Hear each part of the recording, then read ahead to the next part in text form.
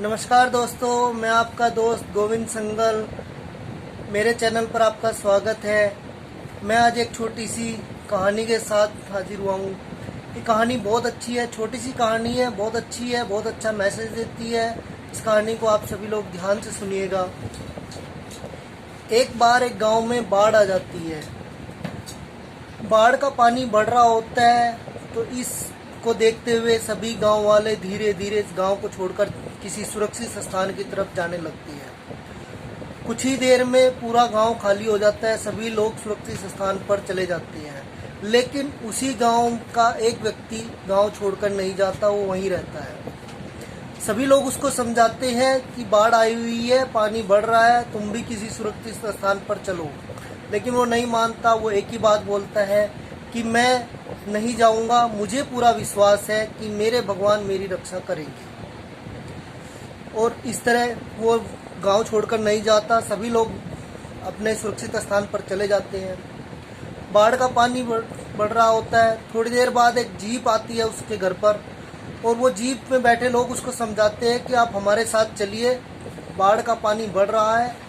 लेकिन वो व्यक्ति उनको कहता है कि नहीं, मैं गांव छोड़कर नहीं जाऊंगा, मुझे पूरा विश्वास है कि मेरे भगवान मेरी रक्षा करेंगे। वो व्यक्ति वापस चले जाते हैं। पानी बढ़ता जाता है और वो व्यक्ति अपने मकान के दूसरे कमरे में, ऊपर वाले कमरे में चला जाता है। पानी बढ़ रहा होता है। थोड़ी देर बाद फिर एक नाव आती है। नाव में बैठे व्यक्ति उसको समझाते हैं कि आप अभी भी मान जाइए, आप हमारे साथ चलिए, हम आपको किसी सुरक्षित स्थान पर लेकर चलती है। लेकिन वह व्यक्ति नहीं मानता। वह बोलता है नहीं, मैं नहीं जाऊंगा, क्योंकि मुझे पूरा विश्वास है कि मेरे भगवान मेरी रक्षा करेंगे। इस तरह वो लोग भी वापस चले जाते हैं। पानी और बढ़ते जाता है। अब वह व्यक्ति अपने घर की छत पर पहुंच जाता है। बाढ़ का पानी कम नहीं होता है, बाढ़ का पानी बढ़ ही रहा होता है। थोड़ी देर बाद एक हेलीकॉप्टर आता है, और हेलीकॉप्टर में बैठे व्यक्ति भी उसको यही समझाते हैं कि आप चलिए हमारे साथ, हम आपको किसी सुरक्षित स्थान पर लेकर चलते हैं। लेकिन वह व्यक्ति उनको भी वही बात बोलता है कि नहीं, मैं नहीं जाऊंगा, मुझे पूरा विश्वास है कि मेरे भगवान मेरी रक्षा करेंगे। वो व्यक्ति उनके साथ भी नहीं जाता और हेलीकॉप्टर वापस चला जाता है। थोड़ी देर बाद पानी और बढ़ता है, बाढ़ का पानी और बढ़ता है, तो वह व्यक्ति उस पानी में डूबकर मर जाता है। भगवान के जहाँ पहुँचता है, भगवान से बड़ा नाराज होता है, क्योंकि उसे उम्मीद थी कि भगवान उसकी रक्षा करेंगे। उसे लगता था कि भगवान आएंगे।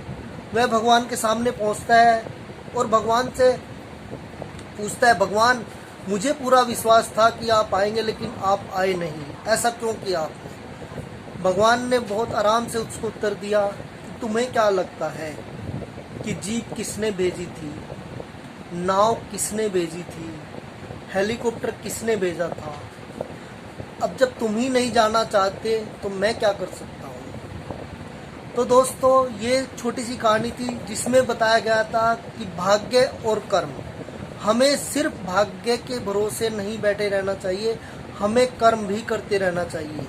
भगवान ने उसके पास सब कुछ भेजा, लेकिन वो भाग्य के भरोसे बैठा रहा, अपना कर्म उसने नहीं किया।